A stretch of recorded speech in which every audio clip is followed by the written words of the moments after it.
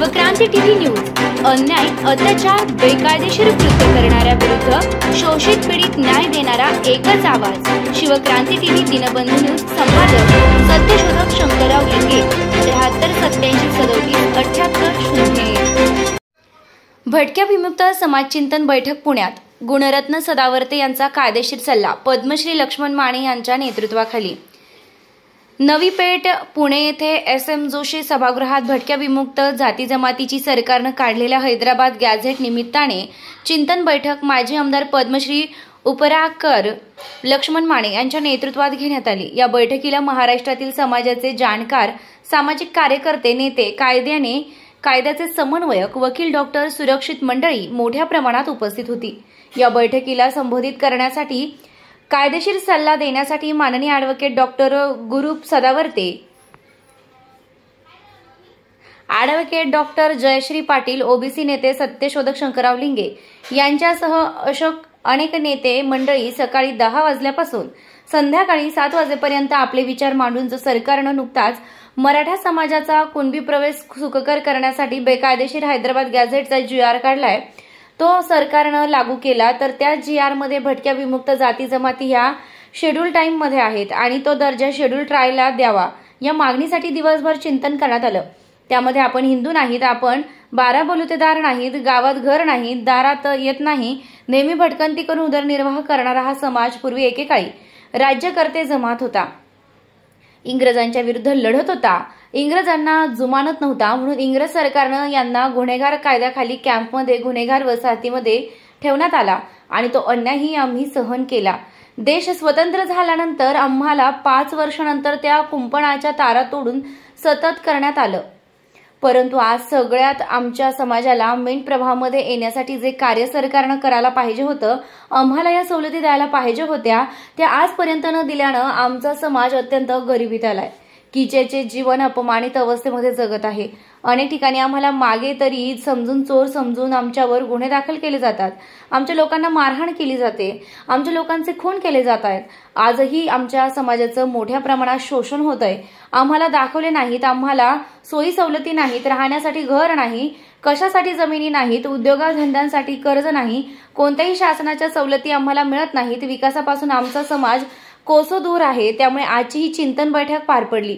या बैठकीमध्ये गुणरत्न सदावर्ते यांनी सांगितलं की भाषावार प्रांतरचना ज्या वेळेला करण्यात आली, त्यामध्ये एखाद्या राज्यांमध्ये तो समाज SC असेल तर SC मध्ये ST असेल तर ST मध्ये, आणि ते कायदेशीर बंधन असताना सुद्धा या समाजाला ST मध्ये का घातले नाही, त्याचा शेड्यूल ट्राय म्हणून तपासण्याची अजिबात गरज नाही, ही राज्य सरकारची जबाबदारी आहे। आणि तसा निकाल दिल्ली सरकार विरुद्ध कर्नल सिंग यामध्ये केसमध्ये लागलेला आहे। त्यामुळे आपल्याला आपले शेड्यूल ट्राय हे मागासले पण सिद्ध करण्याची कोणतीही गरज नाही। आपण पुढील टाईपमध्ये आहात आणि हैदराबाद गॅझेटच्या GR प्रमाणे आपण हे शेड्यूल ट्राईबमध्ये आपोआप जातात, त्यामुळे आपण चुकूनही आयोग नेमण्याची मागणी करू नये। आपण मुळातच शेड्यूल ट्राय आहात, ही शुद्ध करण्याची जबाबदारी महाराष्ट्र सरकारची आहे। आणि ठामपणे सांगितलं, या कार्यक्रमाला महाराष्ट्रातील शेकडो कार्यकर्ते अतिशय पोटतिडकीनं आपले दिवसभर विचार मांडत होते आणि आपल्या समाजाच्या प्रगतीसाठी नाना प्रकारचे उपाययोजना आणि मागण्या करत होते, अशी माहिती दिनबंधू न्यूज शिवक्रांती टीव्ही संपादक सत्यशोधक शंकरराव लिंगे यांनी समक्ष संकलन मागवा घेऊन दिली आहे।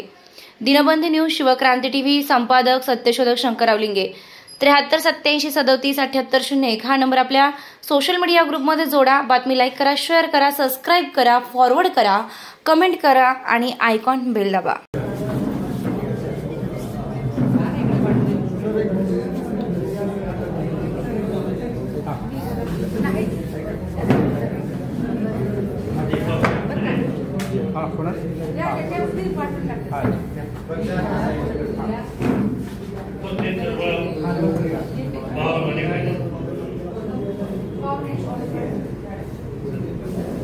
सदावर्ते साहेब येणार जेवायला थांबलेले होते, जसं मला निरोप आहे ते येणार आहे, पुण्यातून जेवायला आले माहिती आहे, विचारलं नाही तर जेवण थांबले होते ते रस्त्यात ते येत आहेत, तोपर्यंत आपल्याला कंटिन्यू करायचं आहे। आपला वेळ 6 वाजेपर्यंत आणि त्याच्यानंतर आपल्याला पुन्हा संघटनात्मक काही गोष्टींच्या संबंधी बोलायचं.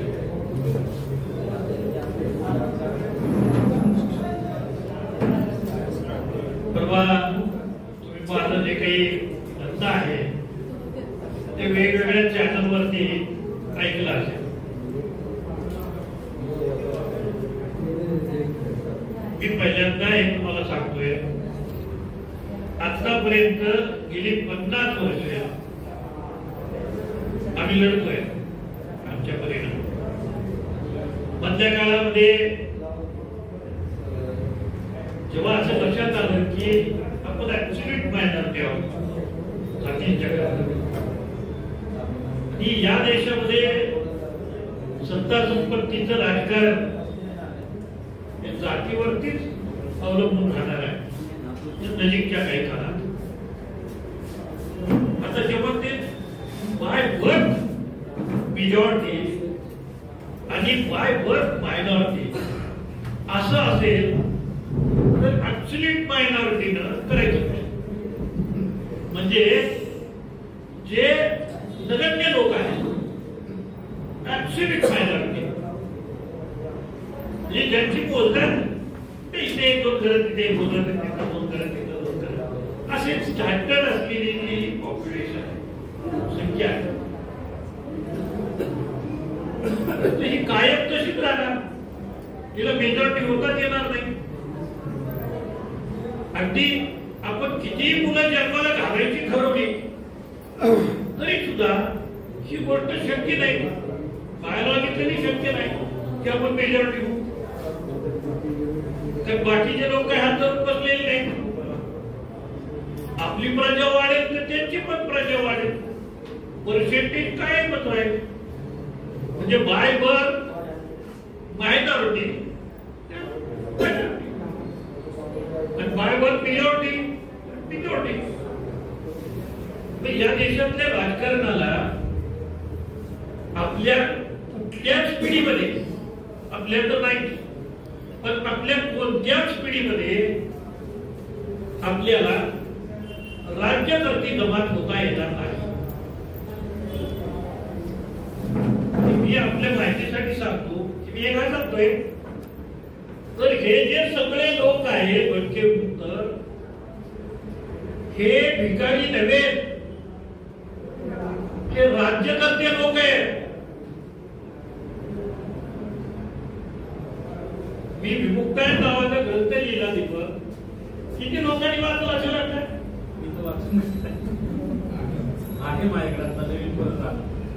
म्हणजे ज्यांना ज्या समाजाला स्वतःचा इतिहास माहित नसतो, ज्या समाजाला स्वतःच्या बद्दलची माहिती नसते तो समाज त्याला कसलं भविष्य असत नाही तर त्याला भूतकाळच काही नाही. ज्या समाजाला इतिहास नाही, बाबासाहेब म्हणतात ज्या समाजाला इतिहास नाही स्वतःचा माहित तो समाज इतिहास घडवणार कसा. त्याला इतिहास घडवता येणार नाही. आणि मग आपल्याला ते इतिहास घडवायचा असेल तर आपला मागचा इतिहास पाहायला पाहिजे ना. मानवेंद्रांचा म्हणत होता 1793 पर्यंत मागे गेलो बरोबर आहे. आता म्हणजे त्याच्या पाठीमागे जायला पाहिजे, त्याच्याही पाठीमागे गेलं पाहिजे. पण अगदी आर्य आले तेव्हापर्यंत जायची गरज नाही. आणि ते तिथं चित्र सांगायला लागलो तो 2 तासाचा भाषण. 1757 ला ईस्ट इंडिया कंपनीची स्थापना झाली. 1757 ला इंग्रजी कंपनी सरकार आलं. हे तर आपल्याला कळलं. इंग्रज सरकार आलं, कंपनीचं सरकार आलं आणि ते काय करत होतं, कशासाठी आले इंग्रज? व्यापारासाठी. आणि काय केलं, हळूहळू हळूहळू हळूहळू इथले जे स्थानिक राज्यकर्ते होते या स्थानिक राज्यकर्त्यांना व्यापाराच्या कारणासाठी त्यांची जवळीक करू लागली. आणि मग ब्राह्मण जशी कलागती लावण्यात हुशार असतात तसं ब्रिटिशही कलागती लावण्यात हुशार होते. त्याच्यामुळे यांनी यांच्यात ते ह्याच्यात लावले अगोदर होतं त्यांचं एकट्यात भांडण सुरू केली. काही लोक त्याला फितूर झाले, काही लोक झाले नाही. जे लोक फितूर झाले त्यामध्ये राजे होते, महाराजे होते, सरदार होते, तरफदार होते, जहागीरदार होते, जमीनदार होते, सूदखोर म्हणजे व्याजावरती व्याज बटाई करणारे होते आणि श्रीमंत शेतकरी होते. हे सगळे वर्ग कोणाच्या बरोबर कॉम्प्रोमाइज झाले? इंग्रजांच्या बरोबर कॉम्प्रोमाइज झाले. 100 वर्ष राज्य केलं कंपनीनं. 1757 प्लासीची लढाई ते 1857 पहिला उठाव स्वातंत्र्याचा. 100 वर्ष. आणि ही 100 वर्ष त्यांनी काय केलं तर त्यांनी इथल्या सगळ्यांचा अभ्यास केला नीट. आपल्यावरती सगळ्यात जास्त लेखन केलेलं आहे ते इंग्रज लोकांनी. एकाही ब्राह्मणांनी लिहिलेलं नाही. कुणी लिहिलंय? इंग्रज अधिकाऱ्यांनी लिहिलेलं आहे. इंग्रज विद्वान नव्हते इकडे आले, इंग्रज ऑफिसर्स इकडे आलेले होते, इंग्रज अधिकारी इकडे आलेले होते. ईस्ट इंडिया कंपनीला सैन्य बाळगायची परवानगी ब्रिटिश पार्लमेंटने दिली होती. त्या कंपनीचं राज्य होतं. कंपनीने काय उद्योग केला? कंपनीने उद्योग सुरू केले. हळूहळू हळूहळू यांची ताब्यात घ्यायला सुरुवात केलं.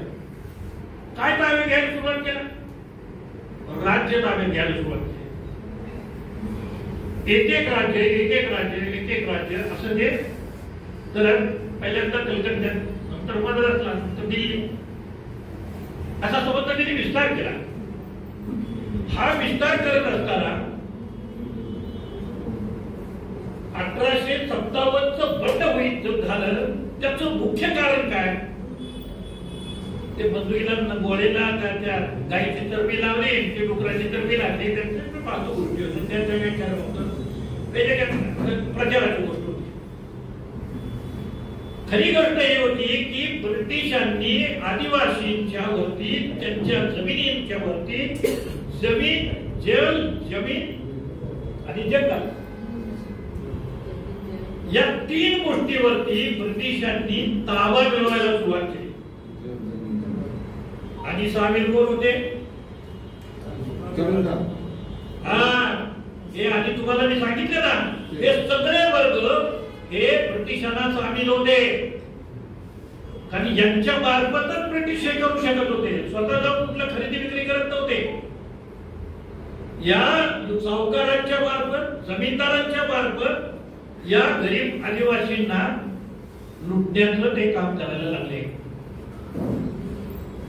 आणि ते देशी संस्थानिक होते, देशी राजे होते. सांगायला वाईट वाटते की सगळ्यात जास्त त्रास हा होळकरांनी दिलेला आहे. त्या होळकरांच्या राज्यामध्ये सगळ्यात मोठ्या जास्त मोठ्या संख्येच्या नाही त्या होळकरांच्या संस्थांमध्ये होत्या. होळकर कोणाच्या बाजूला होते? होळकर हे काही ट्राईबच्या बाजूला नव्हते. होळकर हे ब्रिटिशांच्या बाजूला होते. कसं काय? ते तर दंगल होते ना. ते म्हणतात आता आम्ही हल्ले काय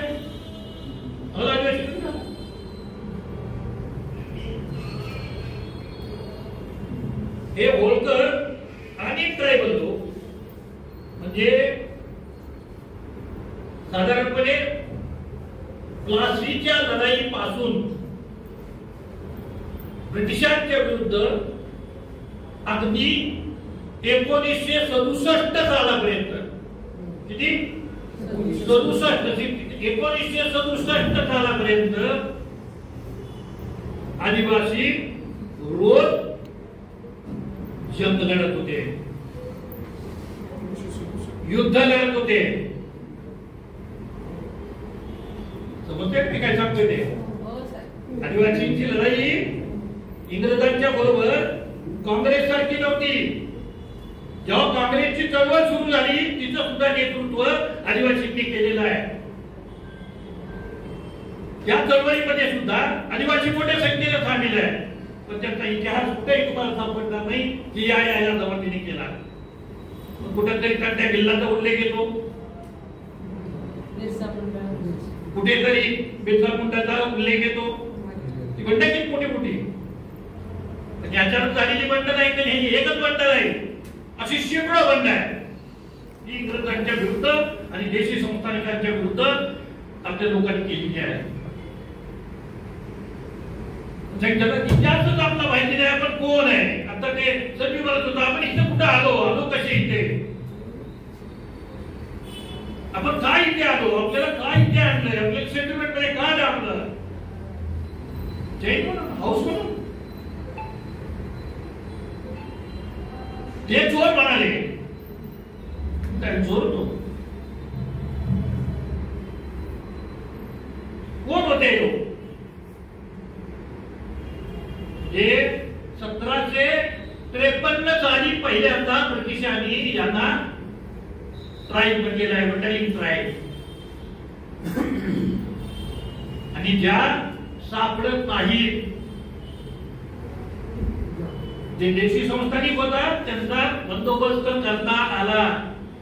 एकही आदिवासी संस्थानिकांनी तैनाती फौज आपल्याकडे मारत दिली नाही, एकही काढून दाखवा. संस्था बारकी नव्हती, मोठी संस्था नव्हती. मीना राजस्थानमध्ये, भिल्ल मध्य प्रदेशामध्ये, कोरकू कोलाम, हे आपले लोक आहे, आपण त्यांच्यातले लोक आहोत. म्हणून आपल्याला काही सिद्ध करत बसायची गरज नाहीये इतरांसारखी की आम्ही ट्राईब आहे ट्राईब आहे ट्राईब आहे. तुमचा कायदा सांगतोय ना आम्ही ट्राईब आहे. आम्ही कशाला सांगायला पाहिजे? आधीच होतो, आम्हाला लिहिता येत नव्हतं, वाचता येत नव्हतं, आम्ही कोणी कुठे नव्हतो. तेव्हा तुमच्या वापायनं म्हणजे ब्रिटिशांनी लिहून ठेवलेलं आहे की ती ट्राईब दे आर वंडरिंग. दुसरं महाराष्ट्रापुरतं उपाधी नायकांचं म्हणणं, महाराष्ट्र त्याची फक्त नोंद झाली. त्याचं कारण एका ब्राह्मणाने तिथं रूप त्यांना पकडून दिलेला आहे. पण उपाधीचा इतिहास सांगताना असं सांगितलं त्याच्या बहिणीने पितुरी केली, त्यांच्या बहिणीने पतुरी केली. आता पत्र उपलब्ध आहे आणि ब्राह्मणाला त्याच्या संबंधी त्यानं ब्रिटिश सरकारकडे तक्रार केली आहे की एवढा मोठा उपाधी मी तुम्हाला पकडून दिला, त्याच्या बदल्यात जी कोकणात मला ठाण्याला जमीन दिली आहे ती जमीन तुम्ही मला बदलून द्या, असं पत्र इंग्रज अधिकाऱ्यांना ब्राह्मणांनी दिलेलं आहे. त्याचा प्रसिद्ध आहे. कोण कुणाच्या बरोबर होत, कोण कुणाच्या बरोबर लढत होत. पोरं नुसती शिकवा असं म्हणत नाही बाबासाहेब.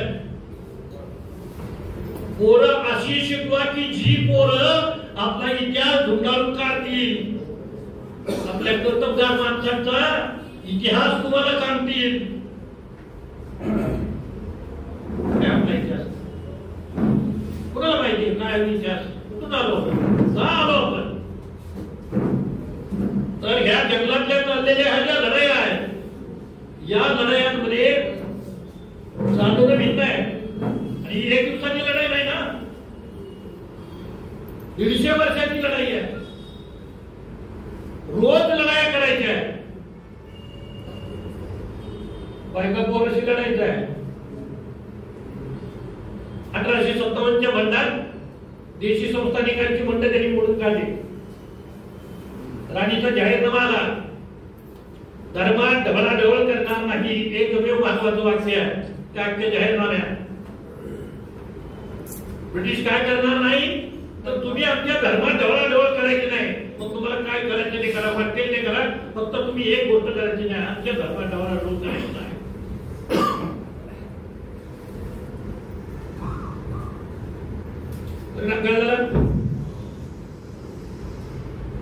आदिवासींचे उठाव चालूच राहील. फार आसामच्या टोकापासून सेवन सिस्टर्स तिथपासून, मणिपूर पासून आजही मणिपूर जळत आहे ना. काही इथल्या बामणाच्या डोळ्याला पाणी येते. काही इथल्या पंतप्रधानाला असं वाटतंय की ते जावं आणि त्यांना मदत करावी. नाही वाटणार आहे कारण दे आर ट्रायबल पीपल. आदिवासी लोक आहेत. इथे त्या जमिनीखाली जी संपत्ती आहे ती संपत्ती त्याला पाहिजे. ब्रिटिशांनाही हीच परिस्थिती होती. त्यांनाही संपत्ती पाहिजे होती. संपत्तीच्यासाठी ते याला विस्तारित करू इच्छित होते. म्हणून जंगल सफाई करायला सुरुवात केली. 1860 साली जे 1857 बंद त्याच्यानंतर जाहीरनामा आणि जाहीरनाम्यानंतर यांनी काय केलं. ब्रिटिश पार्लमेंटचं सरकार सुरू झालं. 1857 नंतर राणीचं राज्य सुरू होत आहे. त्याआधी कंपनीचं राज्य आहे. राणीचं राज्य सुरू झाल्यावरती कायद्याचं राज्य आलं. कोर्ट आली, न्यायालय आली, कायदा आला आणि त्या कायद्यामध्ये 1871 गुन्हेगार जमाती कायदा आहे. 1860 शस्त्रास्त्र बंदी कायदा आहे. 1860 धर्मदाय आयुक्ताचा कायदा आहे. असे सगळे बेसिक कायदे जे 1860 चे आहेत. त्याचं कारण राणीचं सरकार आलं आणि कंपनी सरकार गेलं. काय केलं ब्रिटिशांनी. तोपर्यंत मी तुम्हाला सांगतो जंगलामधला आदिवासी जमीन कसं होता त्याला ते शिफ्टिंग कल्टिवेशन म्हणतात इंग्रजीमध्ये. झाडे कापायची, तिथे शेती करायची, पुढच्या वर्षी भात काढून घेतला की नवीन झाडं लागवड करायची आणि दुसऱ्या रानात जायचं. त्याला कुंभर पद्धतीची शेती म्हणतात, शिफ्टिंग कल्टिवेशन. हे करत राहायचं. जंगल सांभाळायचं, जमीन सांभाळायची आणि ते कधीच भिकारी नव्हते.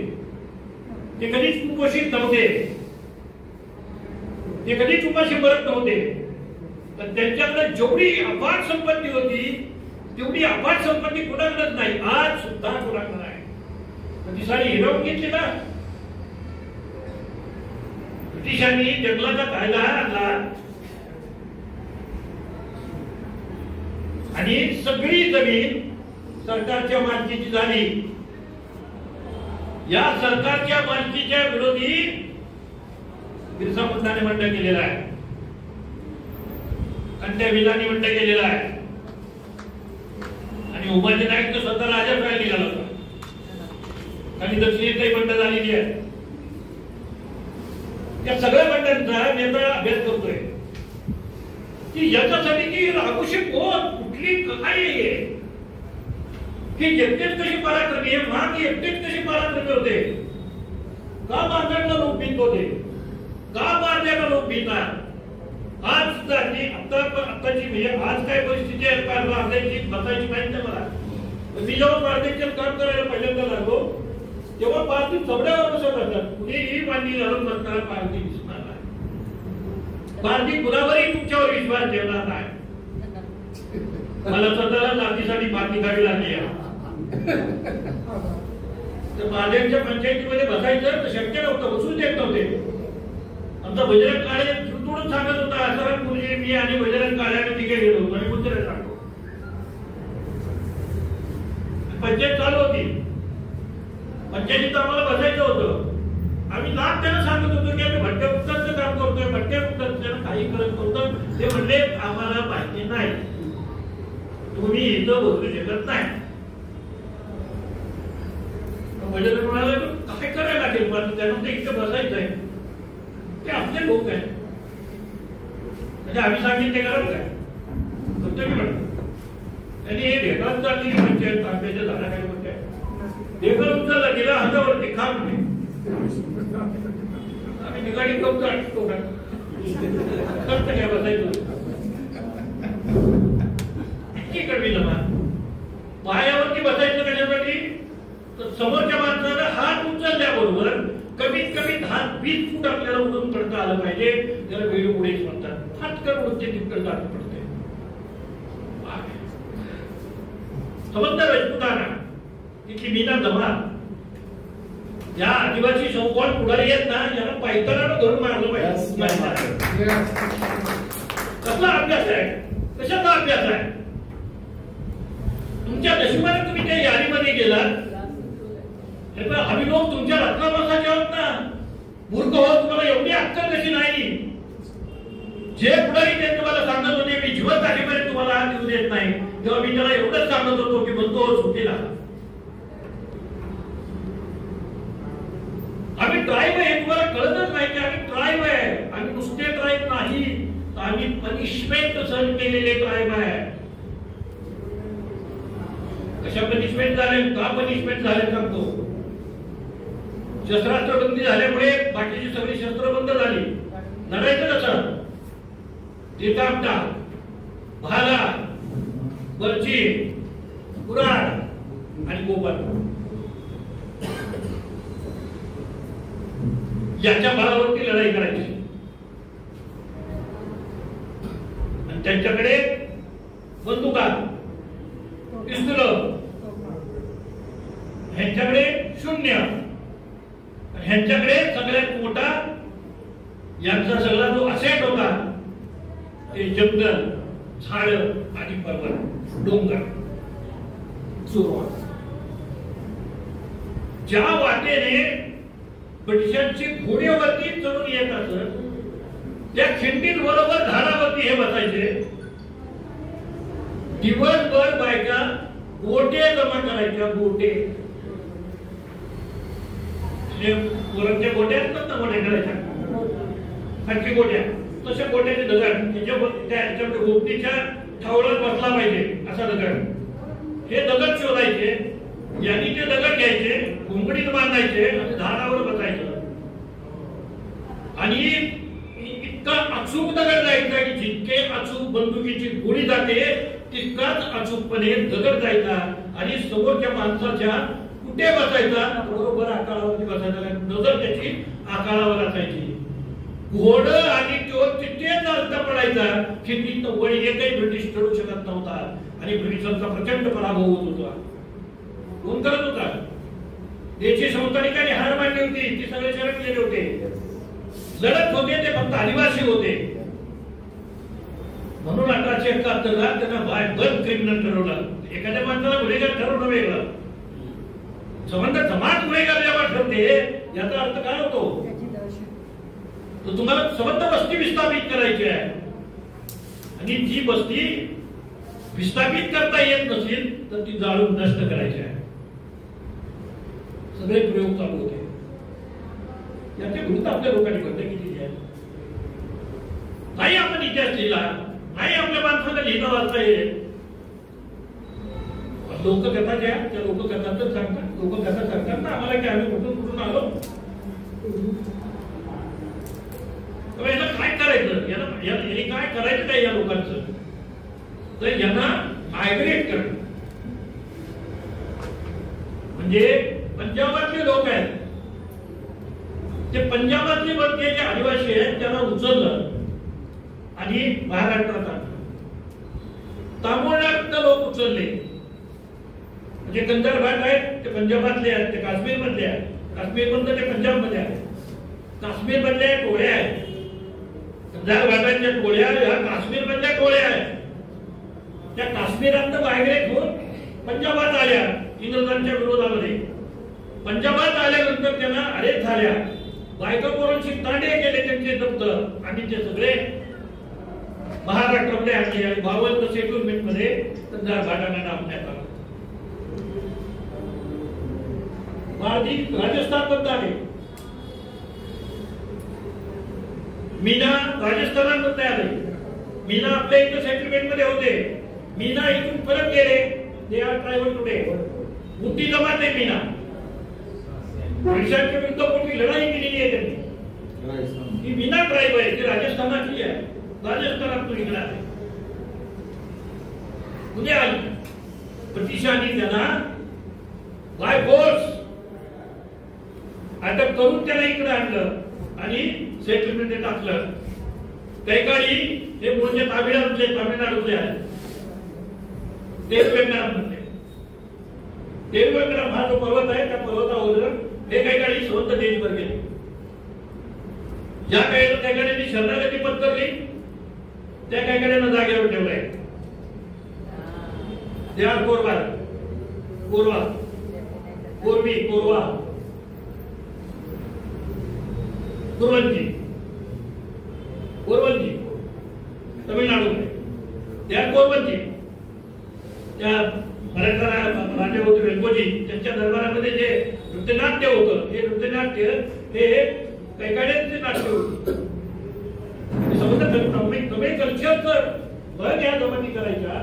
या सगळ्या जमातींना तिथं अरेस्ट केली आणि महाराष्ट्रामध्ये आणलं. संजू आपण घराची भाषा बोलतो ती तामिळ आहे. आम्ही लोक तामिळ भाषिक आहोत. आता इथं महाराष्ट्रात असल्यामुळे ते अपभ्रंशित झाली आणि पुढे आमचं ब्राह्मणीकरण झाल्यामुळे आम्ही ती सोडून दिली. हे आता पण उपयोग नाही. कळायला पाहिजे होतं तेव्हा वाटत होतं की जे आहे हे आपल्या काही घरात बोलतात किंवा कशाला बोलतात हे बाहेरची पोरं नावं ठेवतात. बरोबर की नाही? म्हणून आम्ही भाषा बोलायची बंद केली. ती चूक झाली. कल्चर हे आपण सोडलं. कशामुळे सोडलं? आपल्या लोक गावं ठेवतील.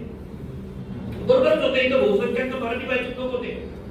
पण अगदी कोणतरी सांगतो चव्हाण साहेबांनी मला नेलं. त्या काळात मी सेटलमेंटचा अभ्यास करत होतो. चव्हाण साहेब 8व्या वित्त आयोगाचे अध्यक्ष होते. मी अभ्यास करतोय हे त्यांच्याशी चर्चा वगैरे होती. मला जायचं होतं तमिळनाडूमधली संस्था ही सगळी सेटलमेंट बघायला. साहेबांनी म्हटलं साहेब मला तामिळनाडूमध्ये सेटलमेंट बघायला जायचंय. ठीक आहे म्हणाले माझी मिटिंग लागली की मी तुम्हाला सांगतो. त्याप्रमाणे मी साहेबांच्या बरोबर त्यांच्या प्लेन मधनं तमिळनाडूमध्ये गेलो. मी त्यांच्या मिटिंग करत बसले 2 दिवस. मी 2 दिवस तमिळनाडूमधली सेटलमेंट बघत होतो. तुम्हाला शाप वाटेल पण तिथे सेटलमेंट मध्ये असलेले लोक अस्खलित मराठी बोलत होते. तमिळ मिश्रित. त्यामुळे तुम्ही कशी काय इकडे तर म्हणाले इंग्रजांनी आणून टाकून ठेवलंय. हा ज्या ट्राईबनी ज्यांनी बंडखोरी केली ते दीपक हे कोर्टाच्या पुढे आलेलं नाही. मी पुढे आता मीच उभं राहणार आहे कोर्टाच्या पुढे हे सारे ग्रंथ घेऊन. ते सांगितलं पाहिजे त्याला वाचणार तुझ्या बापाने लिहिलंय. ज्यानं कोर्टाची स्थापना केली त्याने लिहिलेलं आहे. एकही ब्राह्मण न्यायाधीश होण्याच्या लायकीचा नाही. एकही ब्राह्मण न्यायाधीश होऊ देता कामा नाही. लिहिलंय की नाही? पहिल्यांदा जेव्हा कोर्ट निर्माण केलं ब्रिटिशांनी तेव्हा सांगितलं ब्राह्मण कधीही समन्यायिक नसतात. ब्राह्मण न्याय करू शकत नाहीत. They are totally pass. त्याला न्यायाधीशाच्या खुर्चीवर बसवू नका असं ब्रिटिशांनी लिहून ठेवलंय. आणि तरी सुद्धा आज 90% ब्राह्मण हे न्यायाधीश आहे. मी सांगितलं शत्रू एका बाजूला लढत नाही आणि आपलं काय चाललंय आपल्याला इतिहासच माहित नाही. आपण कुठं आलो. हाऊस होती काय बोलणार ना ते आजारात नाही गेला. हाऊस होती उचलले गटानं आणि सेटलमेंट मध्ये आपण टाकले. उंदीरगाव हे वडिलांचं सेटलमेंट आहे. अहमदनगर जिल्ह्यामध्ये उंदीरगाव नावाचं गाव आहे. तिथे साधारण बाबुरावची कितीतरी वेळा बोलणं झालं. बाबुराव मुलगी नाशिकला दिली आहे याला अहमदनगर मध्ये तुम्ही जाता कधीतरी उंदीरगावला जाऊन या. तिथे तुमच्या पूर्वजांची हाडं आहेत त्याला नमस्कार करून या. आणि 500 एकर जमीन आहे. थोडी नाही सगळी बागायतदारांनी लागलेली आहे. आता ही पोरगी सांगत होती की तुम्ही त्यांची नावं घेत नाही. बेटा जरा अडचणी असतात. सगळ्या गोष्टी सरळ बोलायला गेलो तर हे अस्तित्व राहणार नाही. जेव्हा क्रूरता इतकी आपण डोळ्याला आपल्या पाहतोय तेव्हा बाकी तर ठेवायला लागणारच घर. आपल्याला कुणीतरी वापरणारच आहे. स्वीट मायनॉरिटी आहोत. सकानाना ठेवणार तर तुकानाना ठेवणार एवढंच आपल्यावर चाळीस आहे. त्याच्या नावाने शिमगा करण्यात काय मतलब आहे? आपली मजबुरी वेळ आहे. आपली मजबुरी नसती तर लक्ष्मण महाराज असला तर मुख्यमंत्री केव्हाच होऊन गेला आणि शरद पवारनीच केला. कसं शक्य आहे? निवडून करता येत नाही. 2 वेळा त्यांनी स्वतः प्रयत्न केला मला निवडून आणण्यासाठी. पैसे पाण्यापासून सगळा मनापासून मित्र आहे मनापासून प्रयत्न केला. तरी सुद्धा मराठ्यांनी त्यांचं न ऐकता मला पाडलंय. म्हणून तर मी काही करू म्हणत नाही तेवढी. ते राजकारण आहे. हे राजकारण कशावर चालतं? संख्येवर चालतं. मराठ्यांना सांभाळायचं असेल तर ते आता मला सांगत होते की तुम्हाला कसं सर्टिफिकेट अजित पवारांनी द्यायला लावलं ओबीसी. आता ही जर परिस्थिती असेल तुप्याला सांभाळायचं आहे, शरद पवारला सगळ्या तुप्यांना सांभाळायचं आहे, मला सांभाळून काय उपयोग आहे? मी तर आहेच की कुठे जाणार आहे? मी तर आहेच की कुठे जाणार आहे? पण तो गेला तर सत्ता जाणार आहे. तर कुणाचं ऐकायचं? बोलायचं माझ्या बरोबर आणि ऐकायचं त्याचं. मला कळत नाही. तुला वाटतं काय जी वाटत तुला कळते ती मलाही कळत ना. मी तर त्यांच्यावर 40 वर्ष काढलेली आहे. काय काय केलंय तर सगळं तुझ्यापेक्षा मला फार माहिती आहे डिटेलमध्ये. पण आपण नाही बोलू शकत आहे तर त्याच्यामुळे आपल्या समाजाचं नुकसान होईल. ज्याच्यामुळे आपल्या समाजाचं नुकसान होणार आहे अशी गोष्ट मी आयुष्यात तरी करत नाही. आम्ही इथे का आलो? विकास का मागायला लागलो? हे जे सगळे गुप्त जमातीचा कायदा आहे तो इंग्रजांनी केलेला आहे. तसा हे दोघांचाही कायदा आहे तोही ब्रिटिशांनीच केलेला आहे. दीज आर वंडरिंग ट्राईब असं कोणी म्हणलेलं आहे? आपण नाही म्हणलेलं ना. बाबासाहेबांनी घटनेत म्हणलेलं नाही. या सगळ्या वंडरिंग ट्राईब हे कोणी सांगितलं? ब्रिटिशांनी सांगितलेलं आहे. मग ह्या काय वंडरिंग ट्राईब नाही तर काय आहे? पिंगळा जोशी एका दिवशी किती दिवस राहील? गाई घेऊन 2 गोसावी किती दिवस एका राहील? नंदीवाला एका दलाला किती दिवस राहील? त्याला फिरावंच लागते. Food gatherers. These all are food gathering tribes. त्याचं वर्गीकरण ते क्लासिफिकेशन ब्रिटिशांनी केलेलं आहे. त्याच्यामध्ये हे फूड गॅदरिंग ट्राईब आहे. These are food gatherers. ते अन्न शोधक भटके आहेत. म्हणून गावाच्या जवळ जाऊन भीक मागतात. Otherwise they are opposite. आम्हाला सक्तीनं आणलं कारण ते लढत होतो. तेव्हा आपण ग्वालियर कम्युनिटीतले लोक आहे, लढणाऱ्या समाजातले लोक आहे. ही पोरगी मगाशी जशी लढत होती ना ते मी पाहत होतो तिच्याकडे कशी लढू शकते. हा जो हे स्पिरिट आहे हे आमचं स्पिरिट हे नॅचरल आहे. तुम्हाला ते युद्ध सांगत होतो लढत होते कसे कशात लढत होते? दगडाने लढत होते, गोपनीनं लढत होते आणि दुसरं बायका पोराशी लढत होते. ब्रिटिशांच्या उभ्या आयुष्यात कुठल्याही जगभर त्यांना अशी लढाई करावीच लागली नव्हती. एक सैन्य विरुद्ध दुसरं सैन्य, त्या राजाचं सैन्य विरुद्ध ब्रिटिशांचं सैन्य, अशी लढाई आणि त्यात एकाचा विजय आणि एकाचा पराजय. बरोबर आहे? असली लढाई. इथं कशी लढाई होती? इथं लढाई बदल पोचून बारक्या पोरांसह दिसला की ठोका त्याच्या हातातली बंदूक काढून तो सरळकडे पण आउट. मी आता सुद्धा तुम्हाला सांगतो असे लोक मला माहिती आहेत आपल्या समाजातले. त्याला जर आत्ता सांगितलं ना की XYZ माणसाचं डोकं आणायचं म्हणजे आणायचं आहे, मी तुम्हाला खात्रीने सांगतो की होय आत्ता सुद्धा तो डोकं आणू शकतो. मी स्वतःला खूप कंट्रोल केला, थोडं नाही खूप कंट्रोल केला. या रस्त्यानं जायचं काय? या रस्त्याने गेल्यामुळे समाजाचं सगळ्यात मोठं नुकसान झालेलं आहे.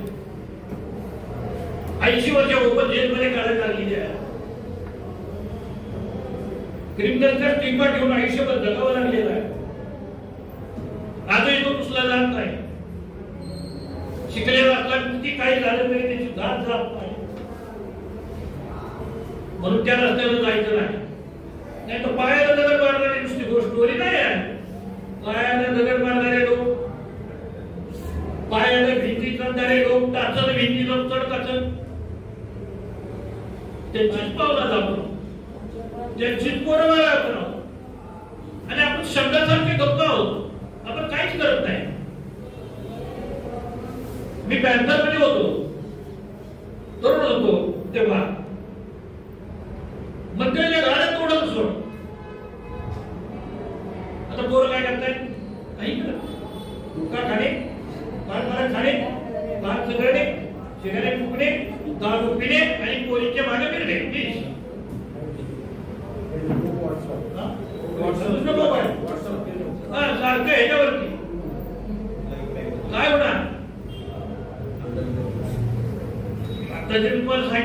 उदाहरण या सगळ्या गोष्टी सोडून द्या.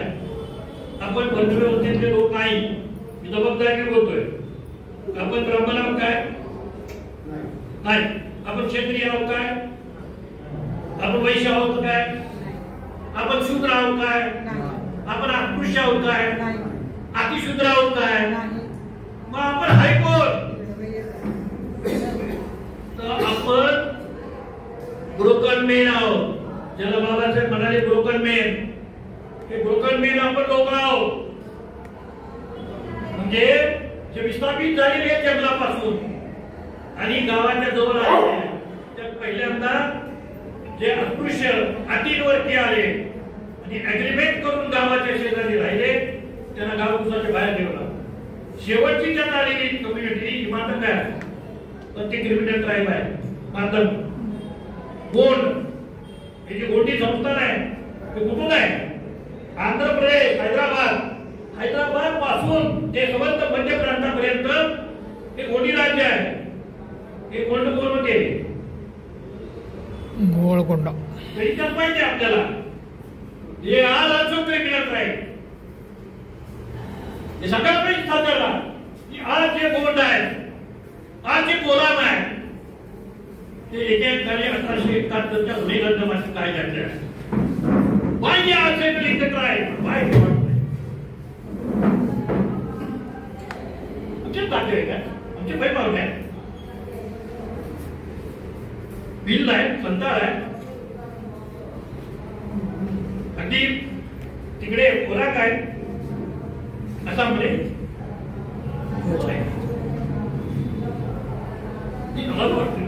म्हणून मी सांगितलं आपण हिंदू नाही.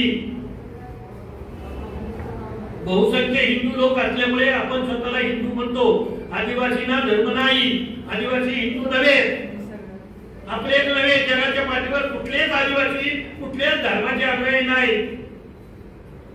निसर्ग पूजक. हा, त्यांचा निसर्गाचा धर्म वेगळा आहे. आपल्या घरातले देव, आपल्या घरातले देव आहेत. कुणाच्या घरात दिवाळीवरती विष्णू आहे मला सांगा. आई एकाच्या तरी घरामध्ये विष्णूच्या म्हणजे त्याच्या देवाऱ्यावर, आपल्या देवाऱ्यावर फक्त टाक आहे. टाकाशिवाय जे आलेलं आहे ते सगळं इतरांचं भयंकर अनुकरण आहे.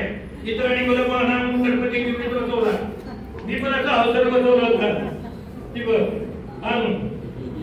आई आली कामावरनं. मी शाळेच्या पोरांच्या नावाने वारकार गणपती तेवढीच बसवलेला. आई आली मला म्हणाली हे काय केले रे?